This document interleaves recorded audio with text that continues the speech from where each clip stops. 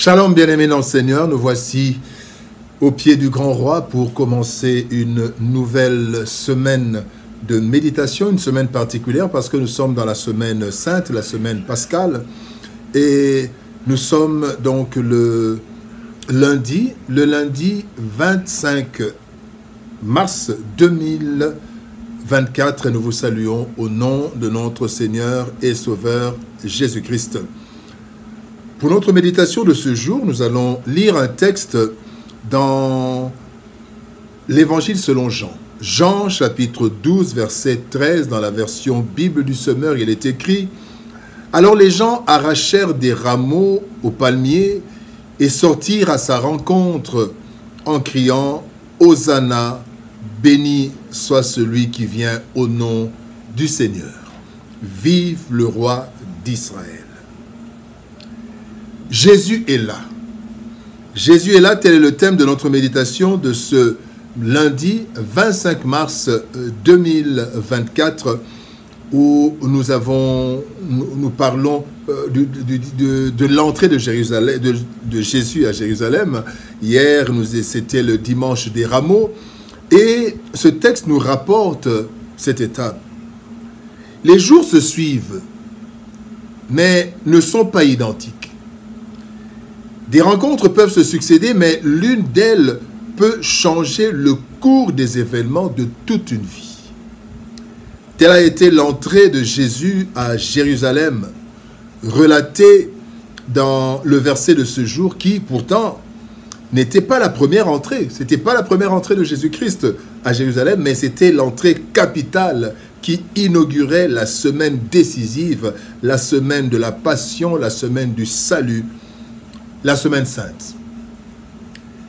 Voici ce que nous pouvons tirer comme leçon de cette journée mémorable qui nous rappelle que les ténèbres ne régneront pas toujours, car un jour le Rédempteur se lève et arrête nos tourments. Première leçon, un jour particulier. Un jour particulier.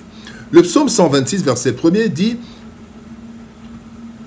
Quand l'Éternel a ramené les captifs de Sion, nous étions comme dans un rêve. » Bien-aimés, dans le plan de Dieu, il y a deux éléments cruciaux qui interviennent dans l'accomplissement.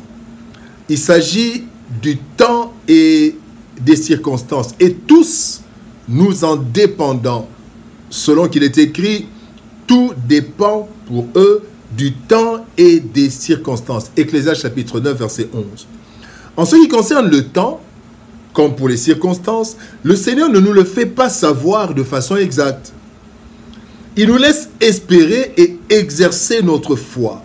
Job en est un exemple parfait lorsqu'il déclare dans Job chapitre 19, « Je sais que mon Rédempteur est vivant et qu'il se lèvera. » Mais il dit, il se lèvera le dernier sur la terre. Quand? Je ne sais pas, mais il se lèvera certainement. Et Dieu dit à Habakkuk, un jour cette prophétie s'accomplira même si elle tarde. Habakkuk chapitre 2 verset 3. Bien-aimés dans le Seigneur, que l'entrée de Christ à Jérusalem nous rappelle son entrée dans nos vies. Et ceci marque le début du déclenchement du processus du salut dans nos vies. Cela dans tous les domaines, si du moins nous avons reçu Jésus-Christ dans nos vies. Sachez, bien-aimés, que Dieu est à l'œuvre et ton salut, mon frère, ton salut, ma sœur, intégral, est déjà en marche. Notre salut intégral est en marche. Jésus entre dans Jérusalem, les choses ont commencé. Jésus entre dans nos vies, les choses aussi ont commencé. Deuxième leçon, divers espoirs. Dans Luc chapitre 24, verset 21, la Bible dit « Nous espérions que ce serait lui qui délivrerait Israël, mais avec tout cela, voici le troisième jour que ces choses se sont passées. » Les compagnons ou les disciples d'Emmaüs. Christ, en entrant à Jérusalem, avait été reçu comme le successeur du roi David.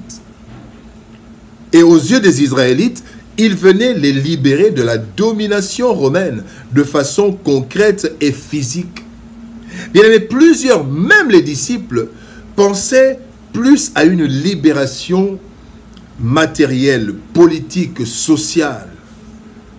Ce qui explique la désolation des disciples d'Emmaüs, dans le texte que nous venons de lire, et aussi la désolation de plusieurs Israélites qui ont fini par tourner le dos à Jésus en demandant sa crucifixion. Marc chapitre 15, verset 13. Ils ont demandé cela parce que, apparemment, Christ n'avait pas rencontré leurs attentes.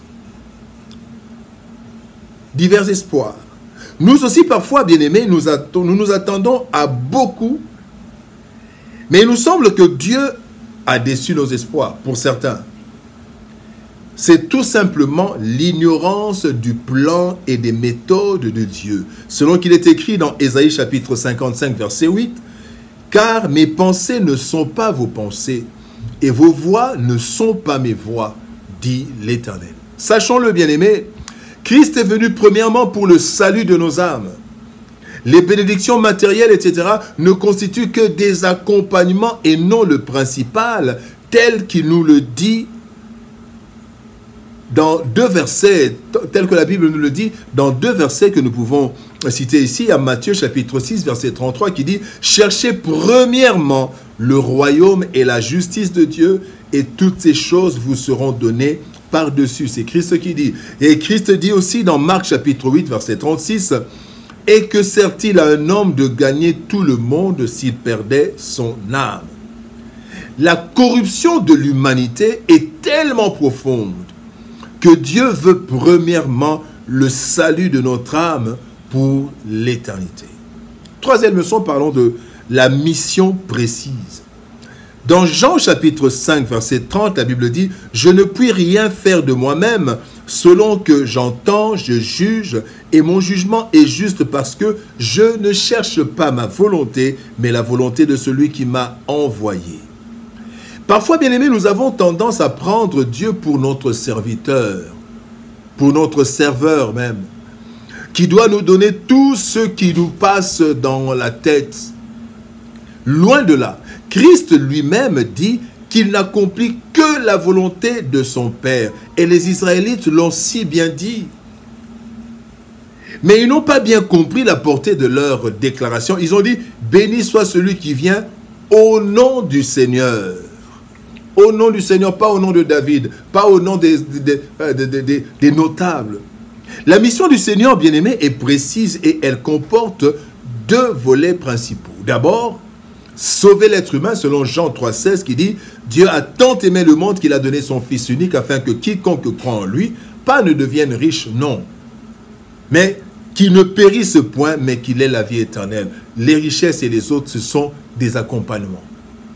Et aussi, deuxième mission, c'est détruire les œuvres du diable. Selon 1 Jean chapitre 3, verset 8, il est dit « Le Fils de Dieu apparut afin de détruire les œuvres du diable. » Toutes les activités et œuvres du Christ sur terre ont pratiquement tourné autour de ces deux objectifs. Et ces deux objectifs se poursuivent dans la vie de chacun de nous. Et cette mission dans nos vies, bien-aimés, est de loin plus importante que toutes nos attentes. Jésus est là. Bien-aimés dans le Seigneur, nos peines et pleurs peuvent être abondants et peuvent avoir durée, mais ils ne noieront ni la puissance de Dieu, ni sa bonté, et encore moins son amour. Un jour, Dieu change le cours des vies en déclenchant le processus irréversible de la délivrance. Il l'a fait avec l'entrée du Christ à Jérusalem, et il le fera en son temps pour chacune de nos situations. Et même si nous ne comprenons pas ses voies, faisons-lui confiance. Ce qu'il nous accorde est toujours supérieur à ce que nous attendons de lui. Selon Éphésiens 3,20, il est dit, Dieu agit en nous avec puissance et quand nous lui demandons quelque chose, il peut faire beaucoup plus, oui. Sa puissance dépasse tout ce que nous pouvons imaginer. Prions. Père de gloire, merci pour ton amour et ta bonté. Merci pour ton entrée dans nos vies. Comme l'entrée à Jérusalem, l'entrée dans nos vies a déclenché le processus de libération, de salut. Merci en ce temps pascal, dans cette semaine sainte, dans cette semaine de passion. Merci de nous rappeler que tu es venu pour nous sauver. Sauver nos âmes et détruire les œuvres de Christ. Et toutes les autres choses ne sont que des accompagnements. Bénis ta parole et bénis ton peuple. Au nom de Jésus-Christ, nous avons ainsi prié, Père. Amen. Bien-aimés dans le Seigneur, que Dieu nous bénisse. Shalom, au revoir. Et par la grâce de Dieu, nous nous retrouvons demain pour une nouvelle méditation au pied du grand roi. Shalom, au revoir et à demain.